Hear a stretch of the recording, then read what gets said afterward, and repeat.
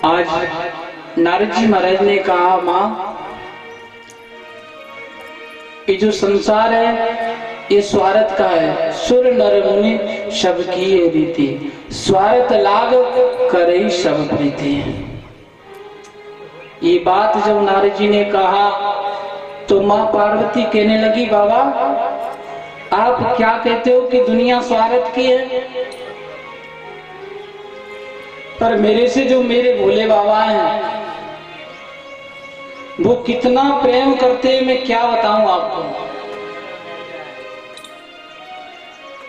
नारद बाबा ने कहा, माँ आपसे आपके भोले बाबा प्रेम करते हैं?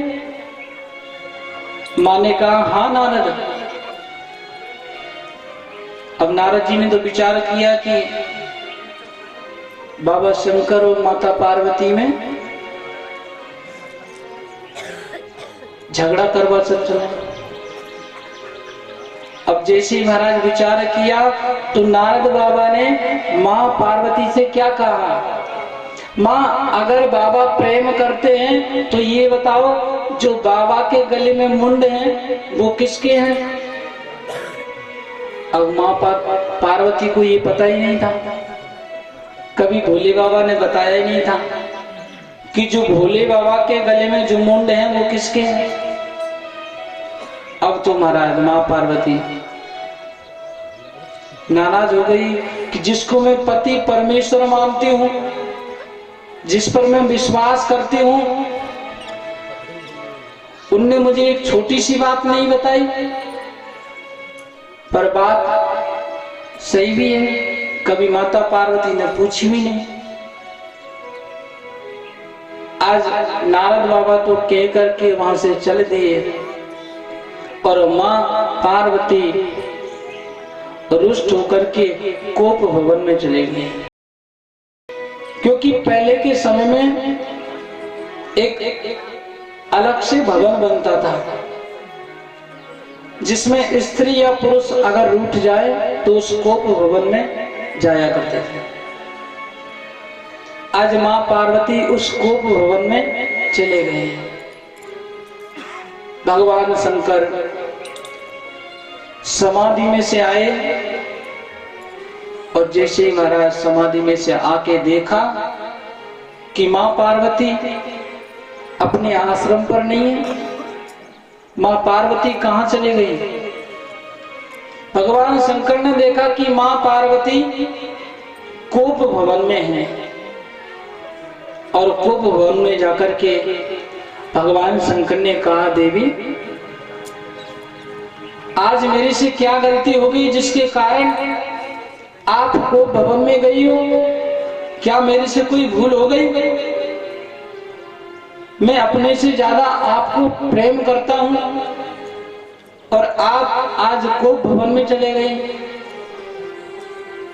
मां पार्वती कुछ भी नहीं बोली।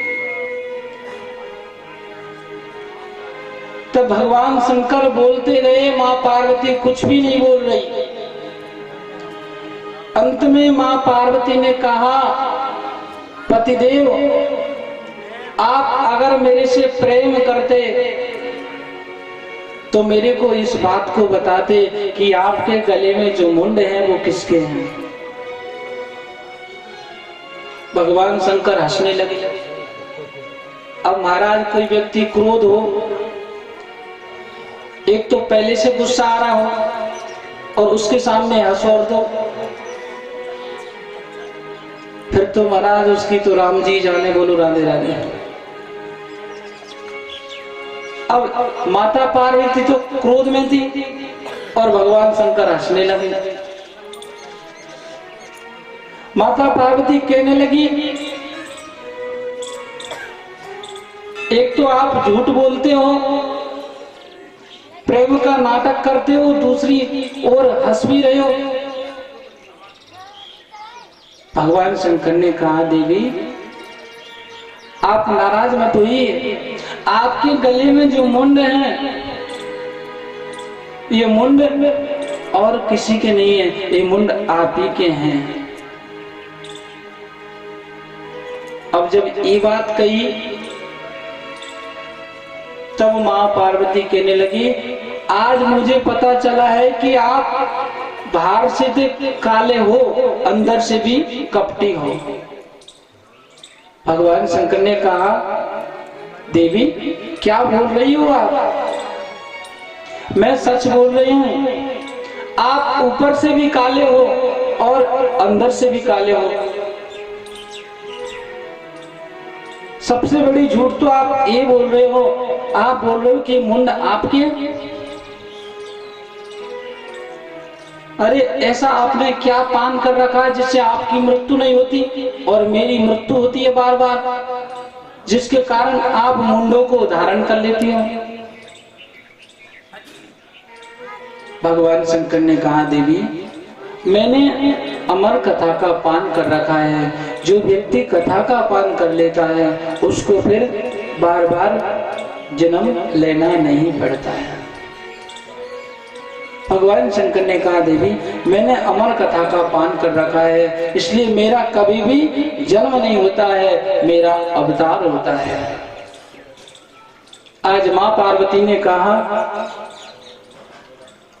बोले बाबा आप उस अमर कथा को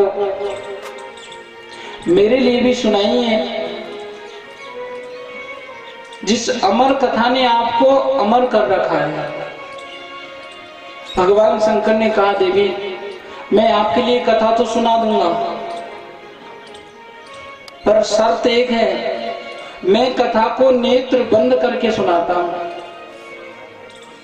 और कथा में बोलता नहीं। तो मुझे कैसा पता लगेगा कि आप कथा सुन रही हो?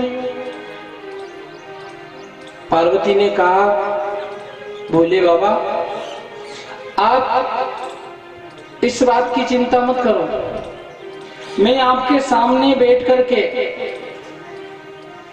ओम ओम का उच्चारण करती रहूंगी, आप कथा सुनाते रहना, ताकि आपको पता रहे कि देवी कथा सुन रही है। भगवान शंकर ने कहा, ठीक है देवी। आज भगवान शंकर ने उस कथा को प्रारंभ किया। कथा में महाराज एक दिन हुआ, दूसरा दिन हुआ और तीसरा दिन हुआ। जब महाराज चौथे दिन की कथा प्रारंभ हुई तो जानते हो कि चौथे दिन में तो महाराज रसगुल्ले की कथा आती है? माखन चोर कृष्ण भगवान की ना। अब माता पार्वती ने जब उस कथा को सुना तो सुनते सुनते माता पार्वती की निद्रा देवी ने घेर लिया और भगवान शंकर कहते हैं, देवी भगवान कृष्ण का जन्म मथुरा में हुआ, पर महाराज जिसको नींद आए उसको तो मथुरा में हुए चाहे इंदौर में हो, क्या पता। बोलो राधे राधे। भगवान शंकर ने सोचा कि ओम ओम का उच्चारण नहीं आ रहा है, क्या देवी कथा सुन रही है? नहीं। पर उस जगह पर जो अंडे के रूप में जो पक्षी था, जो जीव था, वो उस कथा को सुन रहा था। वो जीव कौन है? सुखदेव महाराज, जो राधा रानी ने भेजा है। आज वो सुख बैठ करके कथा सुन रहा है। यहाँ पर और कोई जीव नहीं है, केवल माता पार्वती, भोले बाबा और वो जीव। अब जैसे ही महाराज 7 दिन की कथा समापन हुई तो भोले बाबा ने जोर से जयकारा लगाया, बोले बाल कृष्ण लाल की। अब जैसे जयकारा लगाया तो माता पार्वती कहने लगी, बोले बाबा और आगे कहिए, भगवान का जन्म हुआ और आगे भगवान कहाँ गए? कथा सुना में पार्वती को शिव शंकर भगवान। जय हो। अमर कथा के सुनते सुनते बंद हो गए कान, उमा के पड़ गए सोता, होकर आ गए सोता, उमा के पड़ गए सोता, होकर आ गए सोता। कथा सुना में शंकर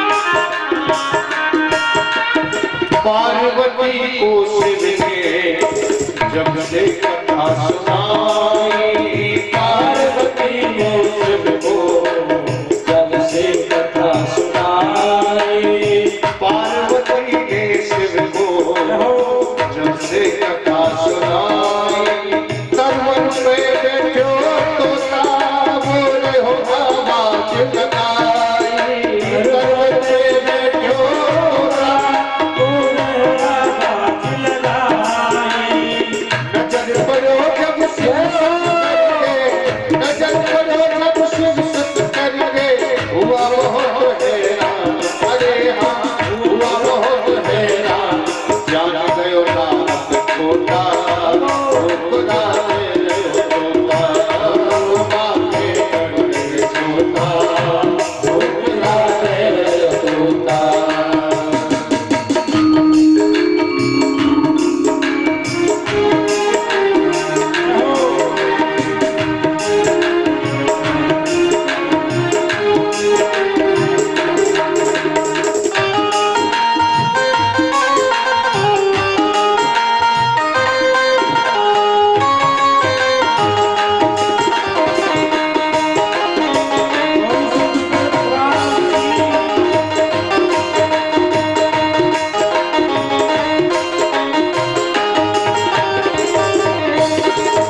जय रसूल जब बोले तो लागे बड़े छाई, अल्लाह रसूल जब बोले तो लागे बड़े छाई, शंकर जी पीछे दौड़े और तोता उड़े अगारी, शंकर जी पीछे दौड़े और तोता उड़े अगारी, जगह नहीं छिपने को पाई, जगह नहीं छिपने को पाई, हुआ बहुत हैरान, अरे हाँ हुआ बहुत हैरान, मौत को दे रहे हो न्योता, खुदा तेरे तोता, वो माथे पड़ते सोता, खुदा तेरे तोता।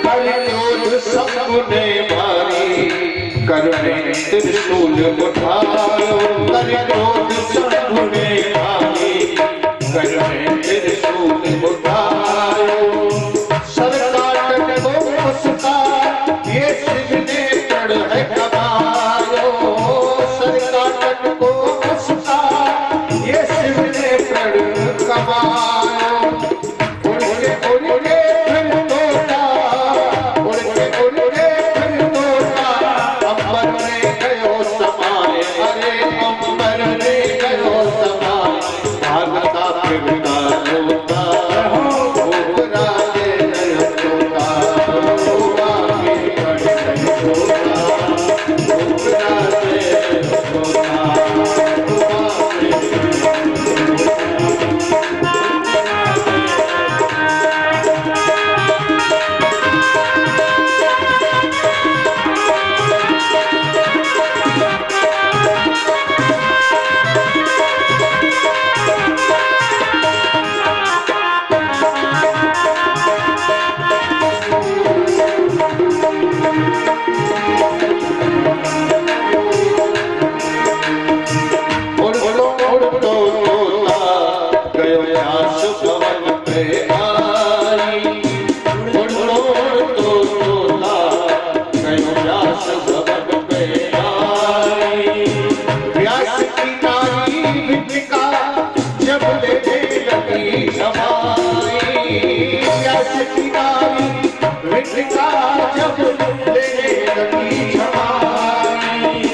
प्राण बचाने विकटा के मुख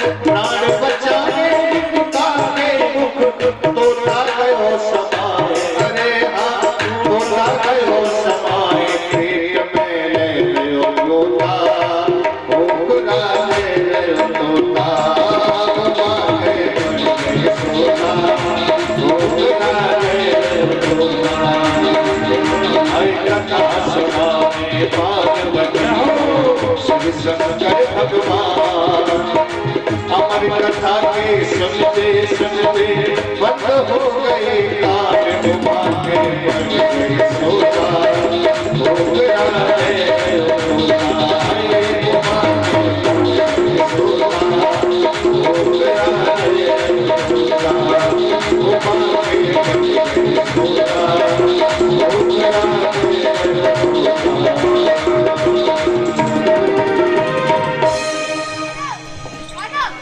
बोली वृंदावन बिहारी लाल की जय। जय जय श्री राधे।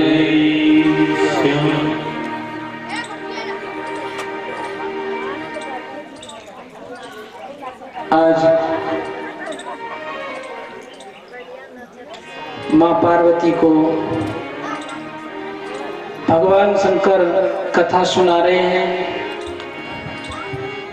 माँ पार्वती को निद्रा देवी ने घेर लिया, परंतु महाराज जो तोते के रूप में जो कथा सुन रहा था पक्षी, उसने 7 दिन बैठ करके उस अमर कथा का पान किया। आज भगवान शंकर ने कहा, देवी आप अगर आपको निद्रा देवी ने घेर लिया तो इस कथा को कौन सुन रहा था? भगवान शंकर ने चारों तरफ देखा तो एक छोटा सा पक्षी भगवान शंकर के पीछे बैठ करके उस कथा का पान कर रहा था। भगवान शंकर ने जैसे ही देखा, महाराज भगवान शंकर क्रोधित होकर के अपने त्रिशूल को हाथ में लेकर के उस तोते के पीछे महाराज दौड़े दौड़े चले जा रहे। आगे आगे तोता है और पीछे पीछे भगवान शंकर। आज वह तोता दौड़ता हुआ जीव व्यास जी की कुटिया पर पहुंचता है। उस वक्त व्यास जी वहां पर नहीं होते हैं, अकेली व्यास जी की पत्नी रहती है जिसका नाम है बिटिका।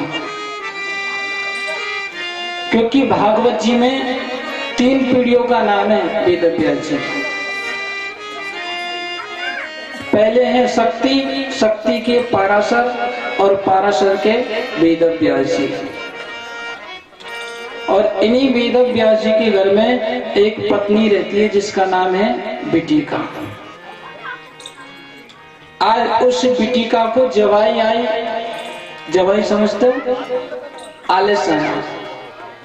जैसे महाराज जवाई आई तो वह जीव बिटिका के मुख के द्वार से प्रवेश करके गर्भ में प्रवेश कर गया। आज भगवान शंकर व्यास जी की कुटिया पर पहुंचते हैं और व्यास जी से कहते हैं,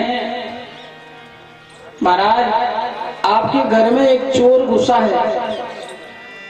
व्यास जी ने कहा, मेरे घर में चोर? मेरे घर में तो मेरी पत्नी है बिटिका और दूसरा कोई भी नहीं है। भगवान शंकर ने कहा कि अभी वो चोरी करके आया है और अभी अभी मैं उसके पीछे लग रहा हूं, पर मैं उसको नहीं छोड़ूंगा। वेद व्यास जी ने कहा, महाराज आप ये बताइए आपकी किस वस्तु की चोरी करी है, यानी वो चोर आपसे क्या लेकर आया है? जो स्वयं भिखारी है, जिसके पास सन्यासी है, उसके पास क्या होगा? वेद व्यास जी सोच रहे हैं, शंकर भगवान अपने तन पर वस्त्र नहीं पहनते, उन शंकर भगवान के पास से ये चोर क्या ले आया?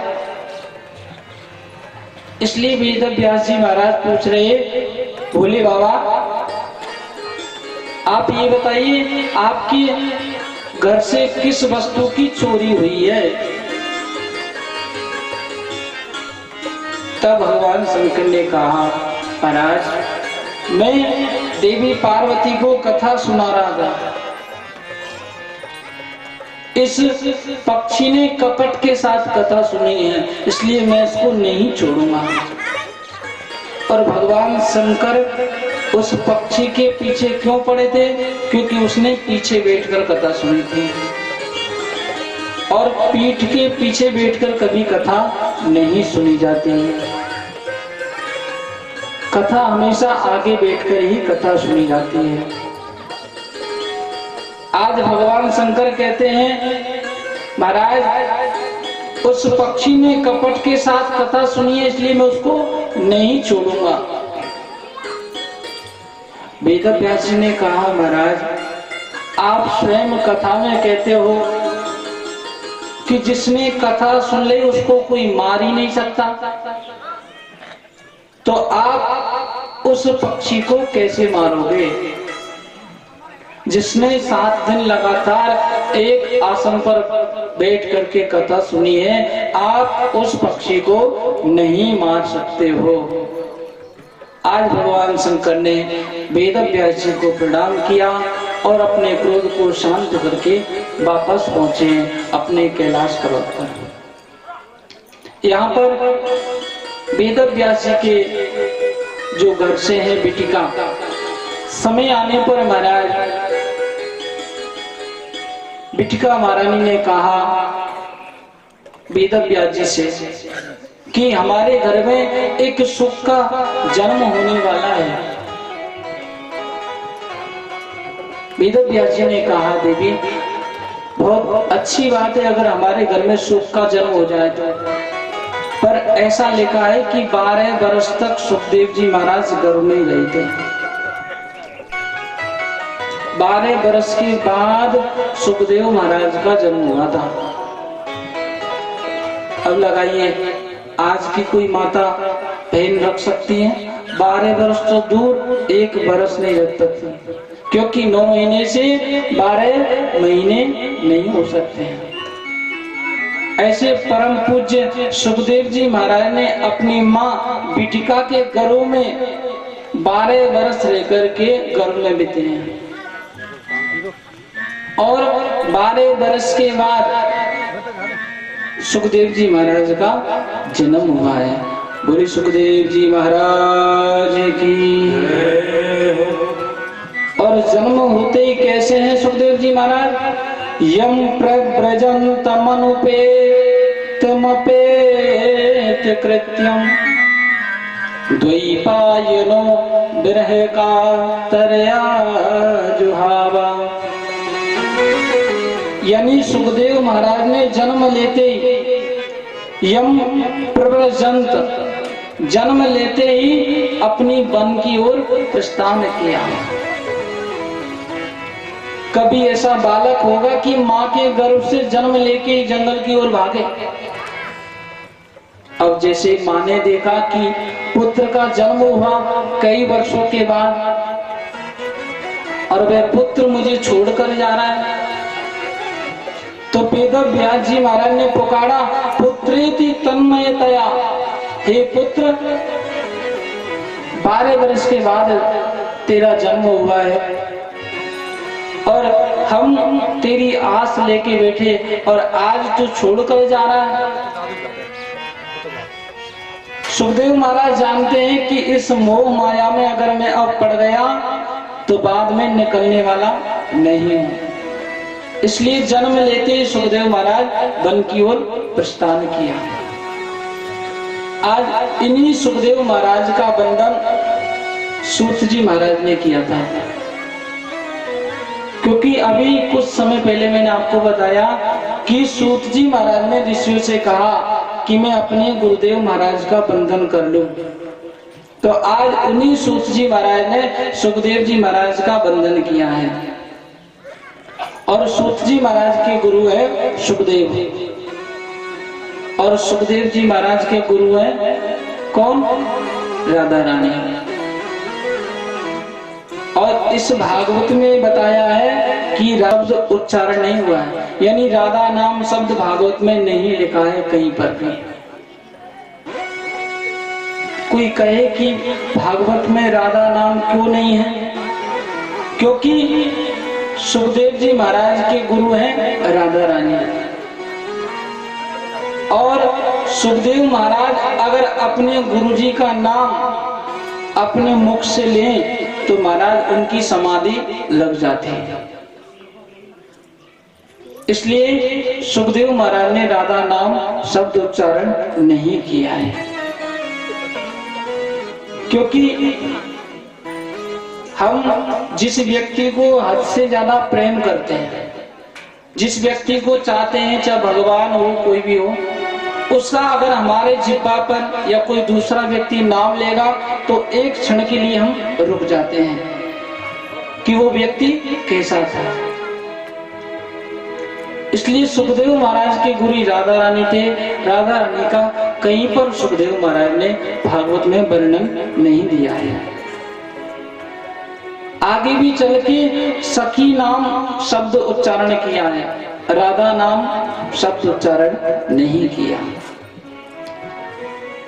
आज सूत जी महाराज ने अपने गुरुदेव को प्रणाम किया